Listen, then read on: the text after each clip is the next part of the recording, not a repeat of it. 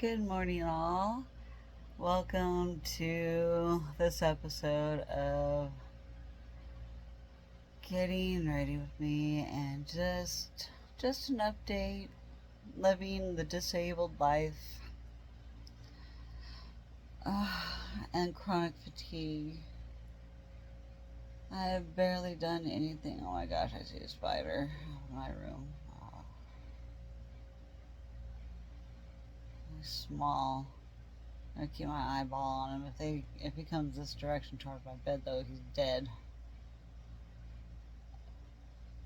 DED. I need to brush my teeth so bad, guys. I am just so fatigued, though, and all I did was get dressed and eat. And so I'm trying my best to slow down my immune system and nervous system right now because they're on overdrive, trying to fight itself. And oh, that's weird. That spider is on the move. He's one of those fast ones. I'm sorry, dude. You're gonna have to go. I'm gonna get move my bed. I gotta move everything. Oh my gosh. All because of this guy. That little thing right there. He's too close for comfort to my bed. I gotta set you down for a minute. I gotta take care of this.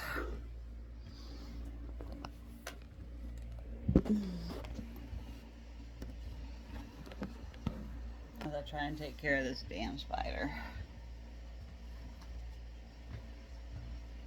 Got my cups and my drinks over here. I got this thing right here. I don't want him to run behind and hide. Sorry, dude.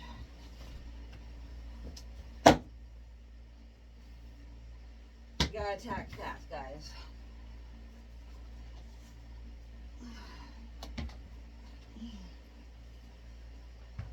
You gotta attack before they get you. Today, at least I'm dressed before I started videoing. I got dressed despite my fatigue and despite my pain. I'm at least dressed for the day. Got my little house coat on. I have to wear shoes in the house because of my unstable feet. They have high arches, but I have flat feet. And so I have to wear shoes in the house at all times. And they're usually my outdoor shoes. My indoor shoes have broken down too much and I need new slippers. I have better arch support, honestly. But I do have some arch supports that I can wear without shoes. I just don't know where I put them and stuff. My room is such a mess, guys. Oh, because I've been such a flare. And then coming down off the steroids, I have no energy. My central nervous system is wacky still because I have such anxiety and PTSD about my upcoming VA appointment.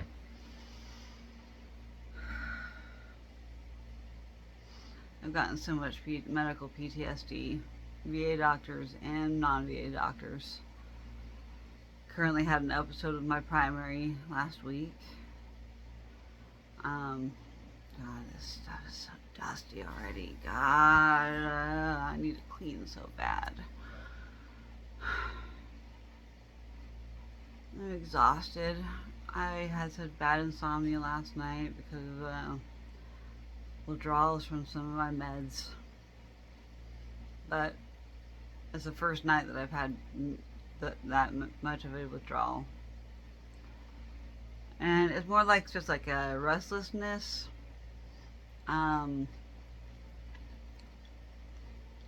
Amped up, like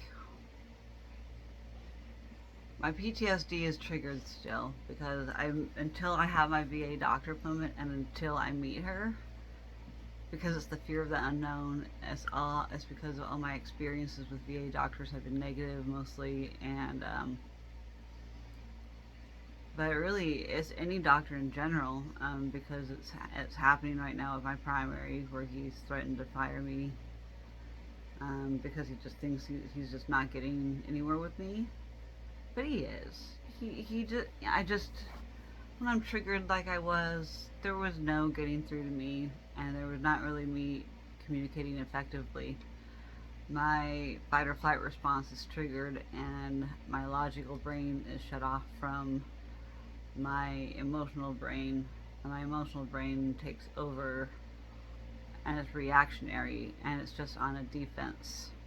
I feel like I'm like fighting for my life, even though the threat is not really real.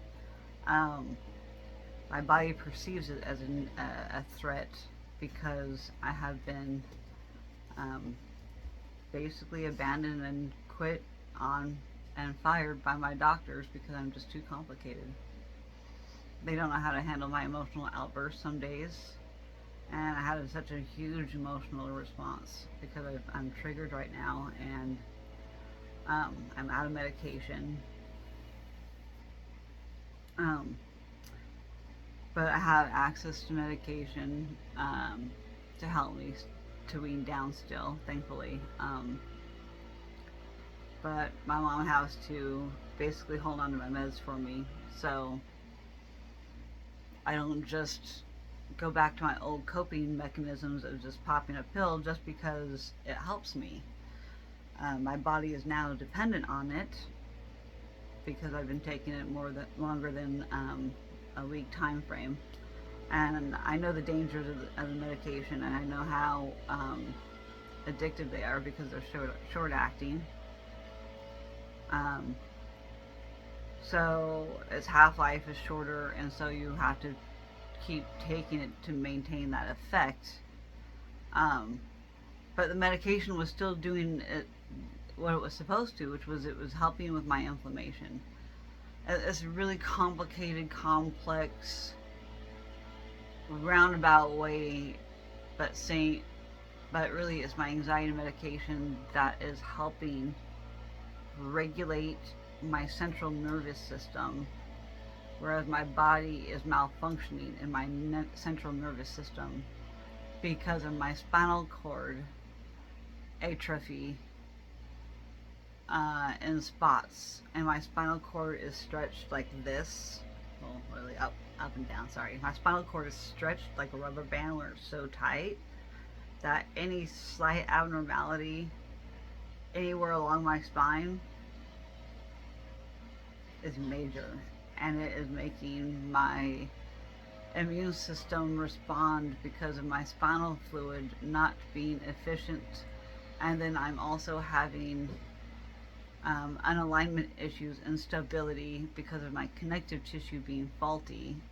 I've tried to explain it before. I have Ehlers-Danlos syndrome, EDS, and the connective tissue, like if you're a regular person, it's like this. It's solid. Your connective tissue is connective tissue, and I mean everybody's connective tissue as they age, their connective tissue becomes really unstable and weaker because of just age, and depending on what you did with your life and how hard you are in your body, and genetics, and genetic predisposition to diseases in your family.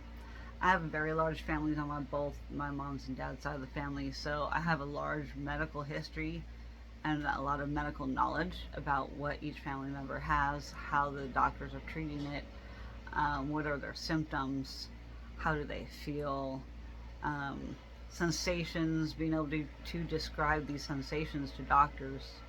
A lot of people don't know how to describe them because they are also trying to step out of their body so they don't have to feel the negative feelings of sensations that you get when you have diseases and inflammation things and things that are beyond your own control.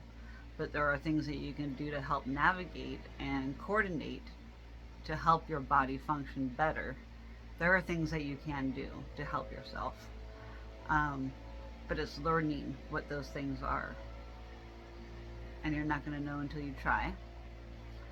And there are so many different avenues and ways to try attacking one problem from very many different specialties and areas. But that's what a lot of the problem is there's a lot of disconnect between specialties, between different specialists and doctors that will try and treat one person.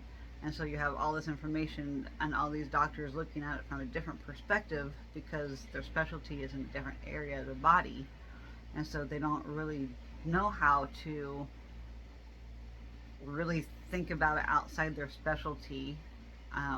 And regular practitioners, they only have like a little bit of knowledge about every little thing because they have to have that vast knowledge base. And so, I mean, kind of reflecting back on it now as I'm talking about this and explaining this, it's helping me also think about it from my doctor's point of view and help me understand why he suggested what he suggested. And I was just being very defensive and not really receiving the information and taking it in and processing it.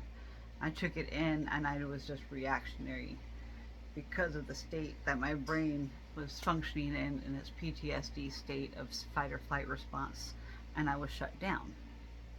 And so I was shut down to being able to receive and process and really think about what that other person is saying to me when I am just in this survival state of my body perceives my doctor as a threat because the threat is the same threat that has happened before of doctors firing me, not listening to me, gaslighting me, pawning me off on another doctor.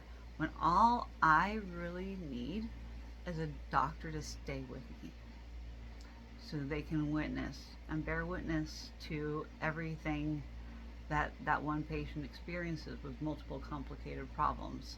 It's not beyond their scope.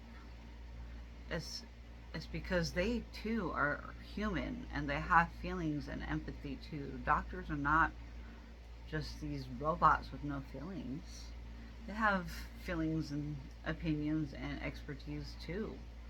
Just as much as you're an expert of your body, they are an expert in pretty much every category that they have to try and think about to try and help their patient and be able to, and when they feel like they aren't helping their patient any longer because their patient's, yelling and screaming at them like, I know this is a problem, but damn it. What is really the problem? You have to get me to calm down to be able to negotiate with me.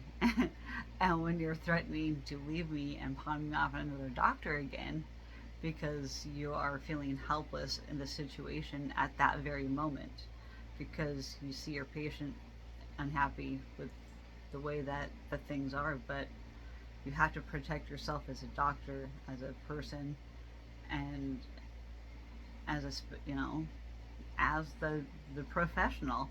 They have to try and navigate this other person that they kind of just give up and don't want to be responsible for anymore if the patient's going to be unruly and just unresponsive to suggestion. And that's exactly what I was. I was unsuggested.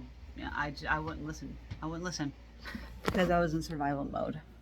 And all he wanted to do was just throw more drugs at me. And I was like, no, I don't want any more medication that usually makes me more suicidal, honestly, because I really don't want to be on medication, period, let alone see doctors on the regular.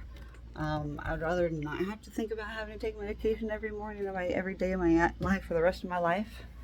I'm trying to remember to take it in the evening too, and I have to try and take certain medications with certain types of foods or take it with food and some without food, and trying to align a schedule and making sure I have my pills on me at all times, but I don't like pill holders because they've always opened up in my purse and they spill out everywhere, and then they're all combined anyway, and I don't know which ones I've taken for which days because they all open up and pop open in my purse because it just happens. It happens with every pill thing I've ever had in my entire life. I've tried. And it just frustrates me because then it doesn't help me because it's more of a hindrance because I don't know which ones I've taken when because all the compartments opened up in my purse. And if I'm always on the go and I don't know, and I don't have a routine, and I'm not doing the same thing every day, and I'm not, on top of it, and something's different each day, I'm not going to remember to take my medication at the same time every day.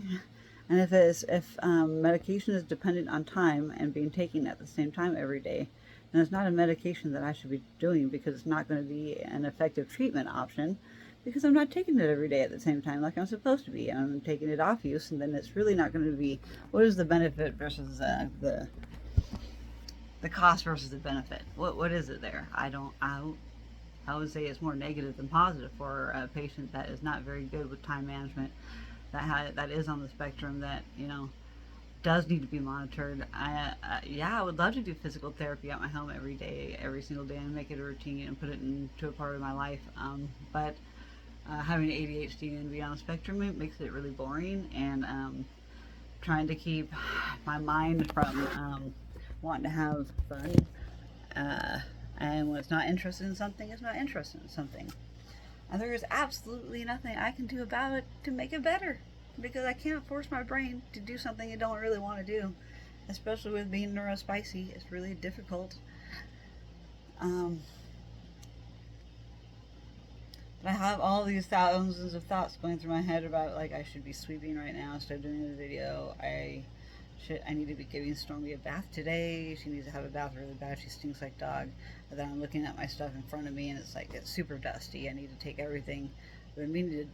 I've been trying to dust for over a week now, and I've half dusted. I've dusted the shelves, all my shelves behind me, and I dusted the shelves over there, and took everything off and wiped everything down. And I still haven't gotten the floors done, because I haven't finished dusting. And now I have to dust all this stuff again, because I did wipe it down a little bit, but I could just see a layer again. All my clothes over here, I did laundry last week. Anything to put them away or fold them. I have my fan going. I'm still in the process of organizing my beads, the beads I need, and so I've been planning in my mind what I want to do today, and I want to get all my chores done. I would love to have all my dusting done. I would love to have my floors done. I want to do all my laundry I have to do again. I want to fold this stuff and put it away. I'd love to sort through the tote that all my laundry is sitting on and go sell some of those outfits that I can get money for, because it's worth a lot of money. And then taking the time to post that on the internet, and then dealing with people that are not interested, or interested but pretend to be interested, and then they never show up, and then they don't follow through. And people are just space cadets these days, and the brain rot's getting real. It's the scroll of doom. You just scroll on the internet and social media all day long. I'm guilty of it too, because I'm chronically sick and disabled, and so I'm usually in a flare, stuck in bed, or trying to get a whole bunch of stuff done in between all my pain, in between all my fatigue. I'm in the middle of a flare, and I'm completely just wiped out. And I haven't even brushed my teeth and done my sinus rinse for the day yet. I just now finished taking my meds. It's 11 o'clock in the morning. I've been up since 8. And I just, slowly been trying to move around.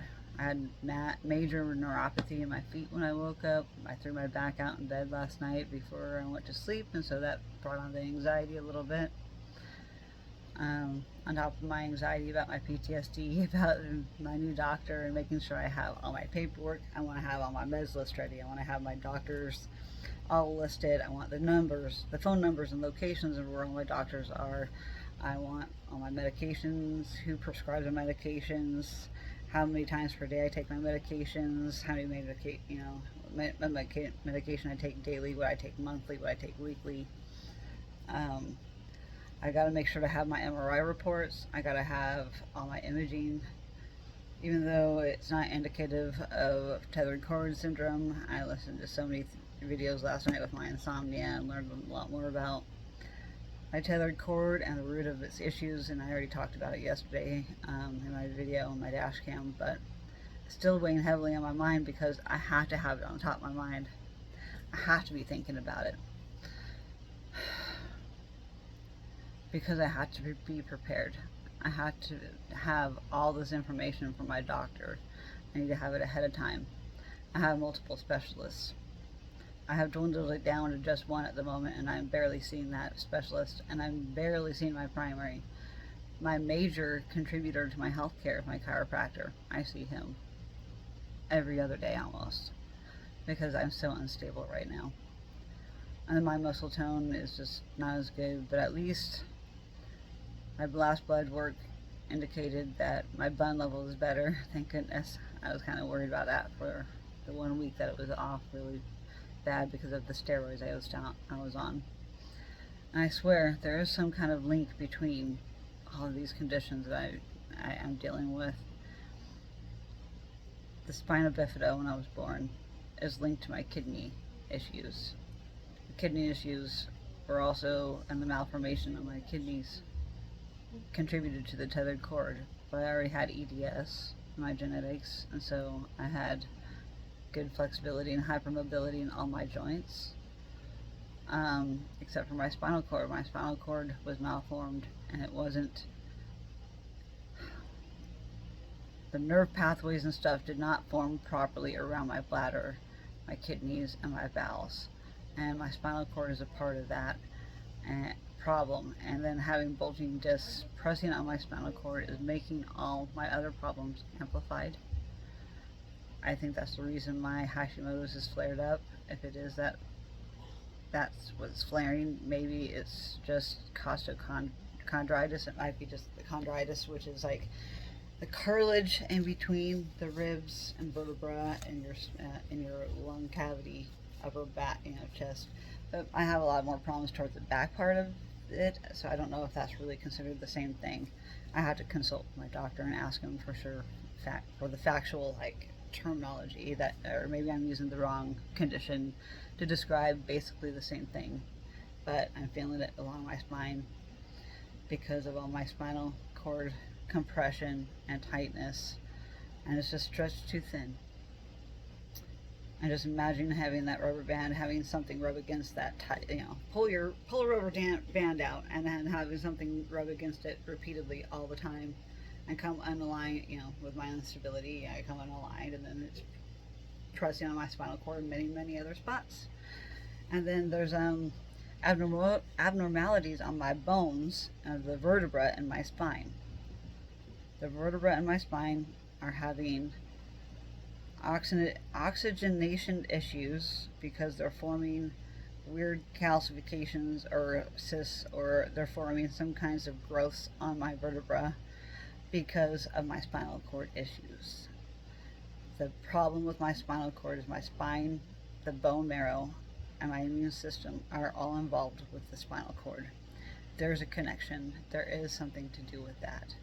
And it has to also do with the crowding with my kidney being malformed, which is actually a very common, now learning that to be kind of very common in the spina bifida.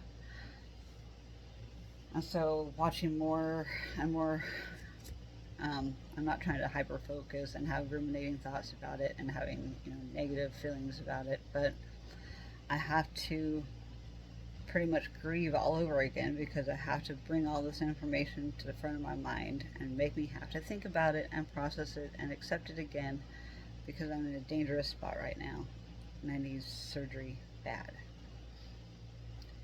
All these other things are a result of my spinal cord having issues.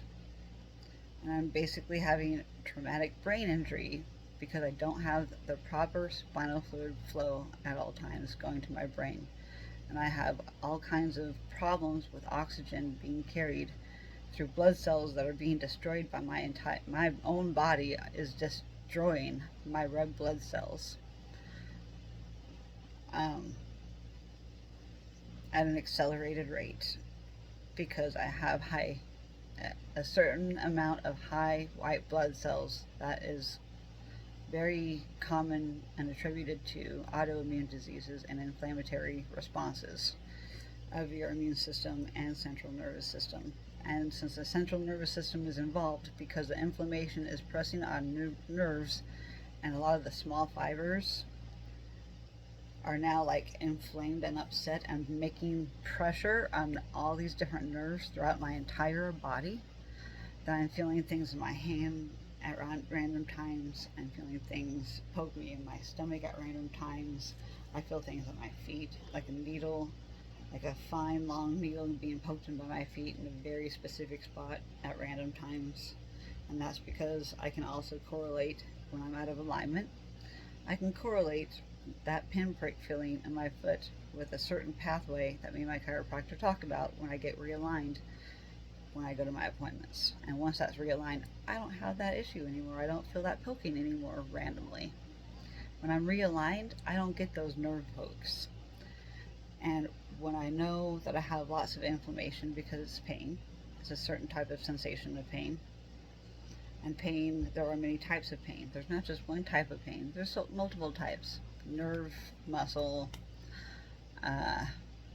inflammation. They all feel slightly different, but a lot of people don't know how to differentiate the different types. I used to just keep guessing. It was more of like an ADHD thing, I guess, where I'm just like not really thinking about it really before I was really aware of all this medical terminology and aware of how everything functions in the body and how mine does not function normally. Because I have certain specific tests that have been ran and that have proven and shown that you have to dig deep with me. You have to check abnormal numbers in my body because you will not find it on the average test. Because it will come back normal. In all appearances,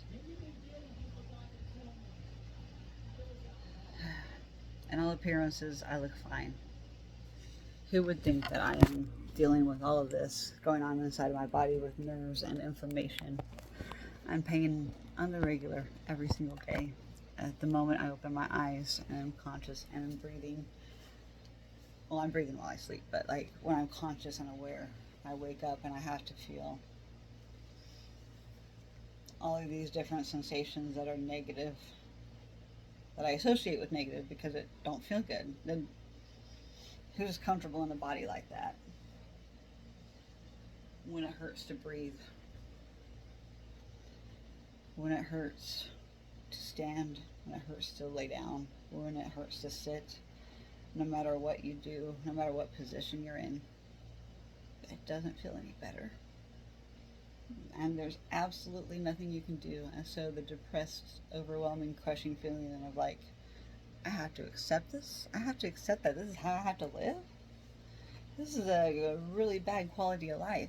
Where is my quality of life? I have to make it a quality. I have to make my life quality. I have to work extra hard at making it a quality. And then also being disbelieved about like what's wrong with me. Because they don't know. They don't know what this feels like. They don't know. Nobody knows until you experience it yourself. I would not wish these sensations on my worst enemy. Maybe I would if I was petty and revengeful for a day. Because no matter how much I yell and scream some days, that doesn't make anything better. In fact, it makes things worse. Especially when you're trying to keep a professional and good professional relationship with your doctor. I have a lot of apologizing to do upon all of this reflection over the next 2 weeks until I see him again. So, it takes so much energy to do this, even just to talk. But it's also, in one way, distracting, and it helps me not think about it, even though I'm talking about all of it. So it's like, I'm damned if I do, I'm damned if I don't.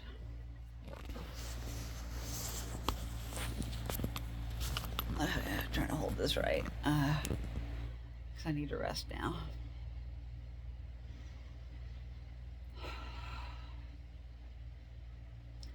This is a disabled life. This is what it's like to be chronically ill. I wish I was creative in other ways with my videos to showcase through humor, through sarcasm, but complete utmost transparency and honest on how it is. I just don't like all the editing software, man, guys.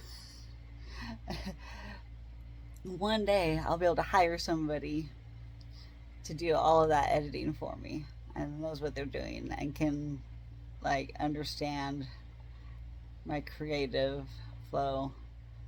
In all honesty, I wish I had like a partner or spouse that we were so connected like that where they could like really help me flourish and be like my cheerleader, my support, my everything.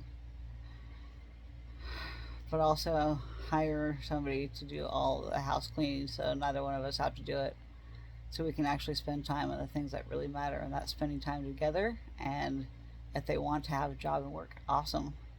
Because that way they have their independence and they don't have to be around me at 24/7, have to witness all the ups and downs of everything all the time.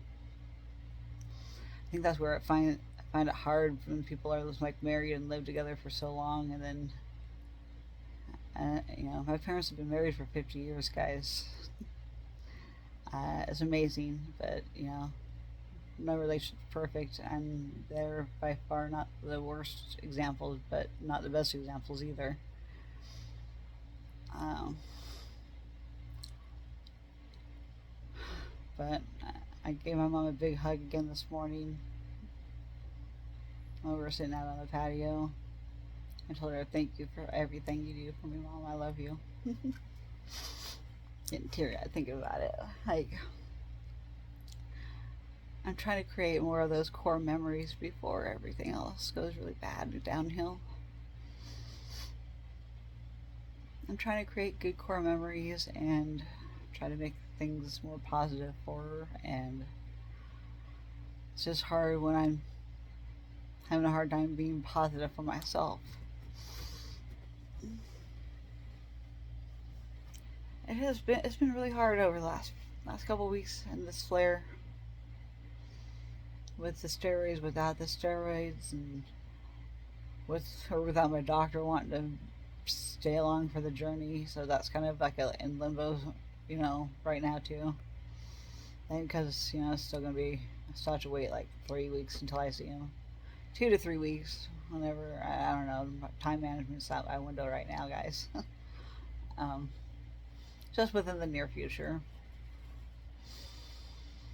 I'm on my heating pad. I need a hot tub really get bad again. I used to get in it every morning to help me be able to move freely without the pain because it relaxed the muscles enough to be able to align with my movement without gravity. And gravity is one of the major hurdles I'm dealing with. Gravity on top of all these disabilities, illnesses. Internal, external triggers. What I need to do next is my mouth. I really need to brush my teeth. I can't handle I'm so hypersensitive about everything. I just wish I could breathe without my back hurting. Without having to feel like every single thing. It's just getting old. But I look cute today with my outfit. So, since I look cute, I'm going to try and have a cute attitude, and I'm going to craft and create some beautiful business feeds. I just need to focus on that and make sure I do put an effort to not procrastinate till the last minute to pack what I need with my doctor stuff. I have to do a little bit of the doctor paperwork in between my chores, in between resting, in between fun activities and hobbies. There's only so many hours of the day. I spent so much time running to and from my credit union this last week trying to prevent it from being overdrawn. I'm preventing a $31 service charge for being overdrawn. And I went to the bank 3 or 4 times for deposits. Borrowed money from my nephew for it one time. And then spent a little bit on snacks because he gave me more than I needed. Then he bought me a little axolotl at the Rock and Gem show. It's so cute. he likes axolotls, and he has a little collection. He's like, you didn't know that? I'm like, no, I don't really go near him, man. He's like, hey, you would notice if you been in my room and seen my shelf. And I'm like, oh, so this is the little axolotl rock that he got me, that I asked him for, because he got one for himself, and then he was getting one for London, and then my niece, and then another one for his other sister from another dad, not my brother, but his stepsister. So he got one thing for him, one thing for his sister. That's my niece in London, in France, doing a LDS mission, and then they have another sister with my ex-sister-in-law's newer husband, and she was a cute girl, and she was like really touch and go in the beginning of the pandemic. Their little sister, my niece and nephew's sister, she was hospitalized from COVID. She was having all her organs were shutting down. They were thinking it was Kawasaki disease. It was really touch and go for a long time. Like, she had to really learn how to like walk again. Like, she had to relearn several things. Like, that poor little girl. I was helping pray so much for her. Thank goodness she pulled through.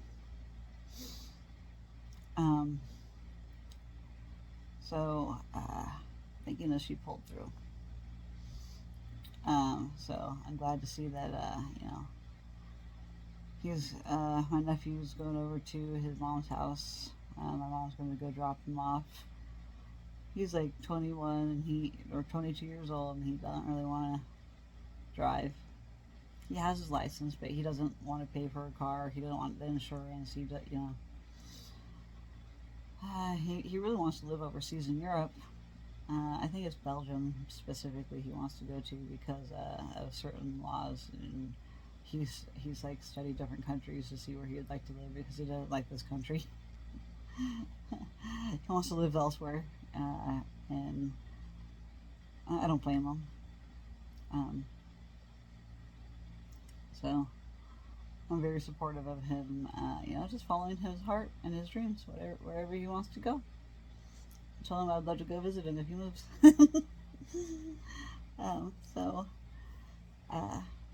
It's been nice having my nephew home. He took a little bit of time off college and has been staying out here at his dad's house. He had a job for a while out here, which was cool, and then he went to Japan, and he didn't really have a job when he came back. But at least he got some job experience, and I'm proud of him for sticking through that job and learning what he did about it, and he's ready to kind of go back to college. So he's going back to BYU here in the winter for winter term. No, fall term? I don't know. Their scheduling is a little different from other universities. The BYU college in Idaho. But I'm really excited for my nephew. And it's been really nice having him kind of just pop in here and there because he loves all the snacks over here at Nana and Papa's house, and so he just he comes over here for food. Sometimes he comes over here because he's bored. But yeah, it's been really nice to because my ex-sister-in-law primarily had custody of the kids, and so we rarely got to see my niece and nephew. And then he went off to college for he's 22 now. He just turned 22 this month. But yeah, fully taking advantage of hanging out with my nephew as much as I can and getting to know him as an adult, and he gets to know me as an adult now, and I feel like I could be more of myself around him too. We're both neurospicy, so but he was the first person that got diagnosed neurospicy in our family, and it came from somewhere. And me and my brother are all about mental health. I've always looked up to my brother, and I really enjoy our long talks when we get time together, but it's very far and few between. My brother's also neurospicy. But it took a lot of him getting his son diagnosed, and then learning about it himself, and then him going through like years of therapy and such. And my brothers helped teach me a lot about it, and I'm like, yeah, I totally identify it and relate as neurospicy too. The more I've learned and gotten into mental health too, it's just fascinating that my brother's like, a big proponent about it, but he struggles hard. My brother's very neurospicy as well, and he struggles really hard with emotional dysregulation, I think more than I do.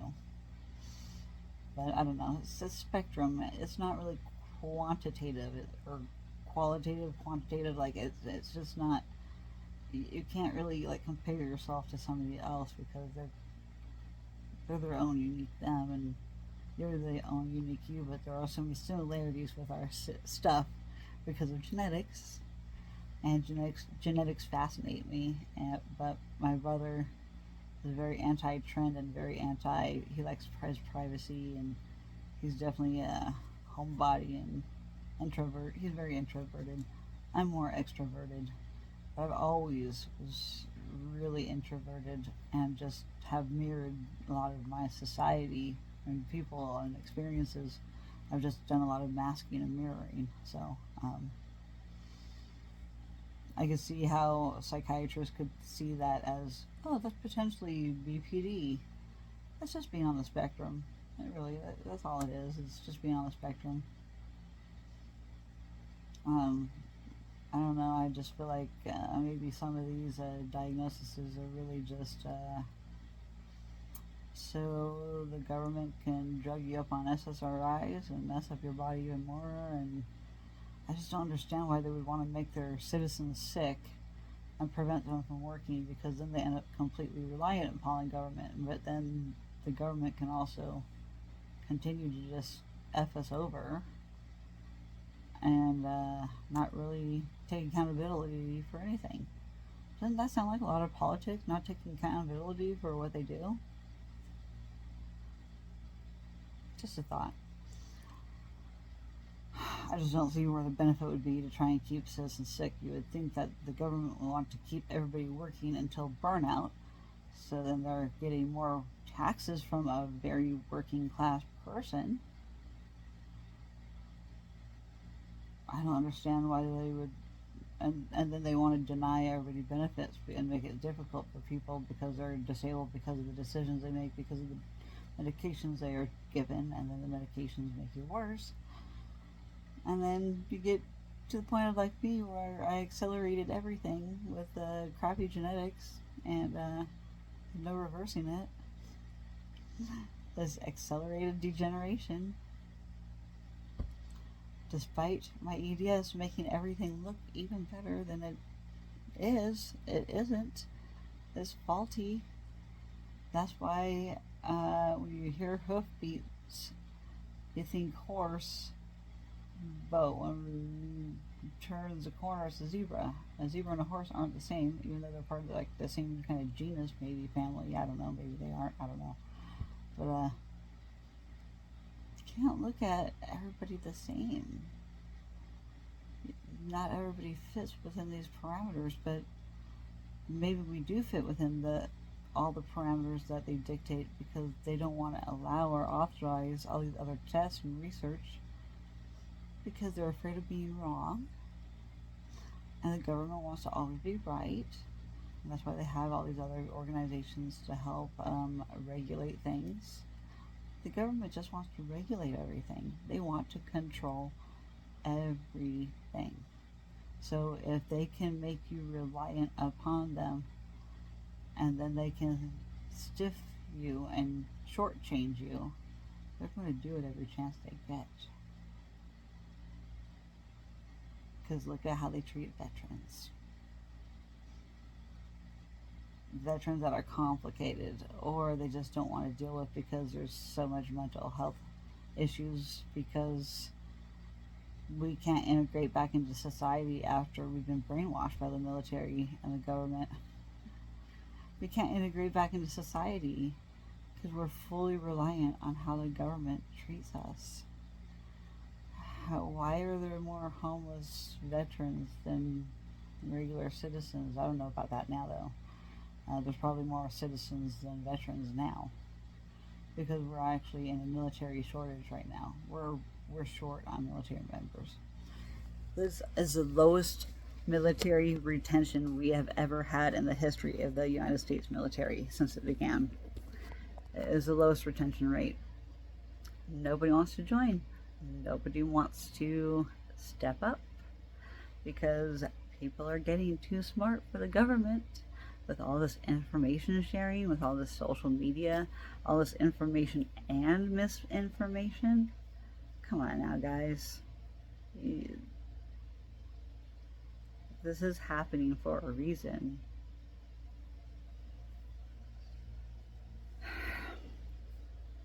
Don't claim ignorance because information's out there. If anything, it's just a refusal to accept reality. But everybody's reality can be different because everybody's lives are differently and they're shaped by their experiences and their environment. So if you keep them in a crappy environment, they're going to stay kind of crappy. If you're going to allow them to become homeless and keep increasing prices on things, it's going to crash at some point. What goes up must come down. We are defying everything right now by continuing to let things go up and become more divided as a nation. And so we don't stick together, and so we don't information share, or we start just attacking each other. Why wouldn't that be a good plan? You know, that way less responsibility for the government to take care of anybody.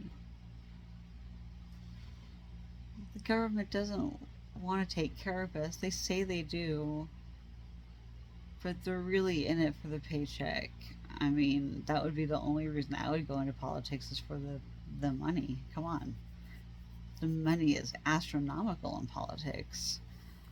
If you join in on a campaign of sorts, or worked on somebody's campaign and were successful, oh my gosh, the money involved. I learned about it through my coworker that his significant other was doing when she started doing that, and the money she made. You get in the right political seats, there's money. But with any government job, once you're in and if you can get your foot in that door, you're in, mostly, unless you get blackballed by somebody and your coworkers suck and you get forced into things. But there's so much corruption and so much greed behind everything. It's all about greed, money, power, control.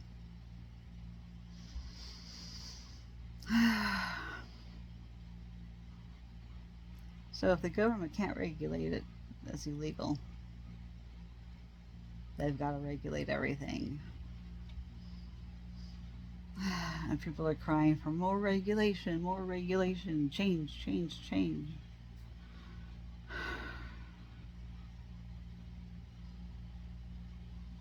Why do we gotta keep changing?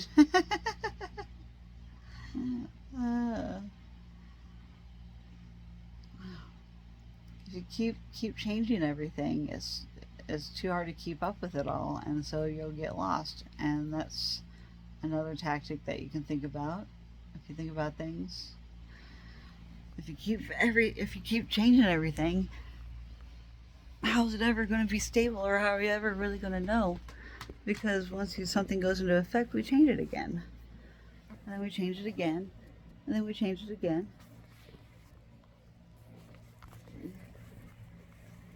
I'm running out of time with my camera. I have to end this video, but thanks for being here with me while I rested up trying to get ready to brush my teeth. It's taking me so long. I'm so weak. My body's trying to digest my food, and it needs to move around and not lay in one spot. It slows down digestion when you lay after you eat food. You're not supposed to lay around after you eat food. It's not good for the body. It doesn't function very good. And knowing is half the battle. G.I. Joe. Alright, y'all. Have a good one. It's time for me to post this and delete some videos so I can make more. Bye.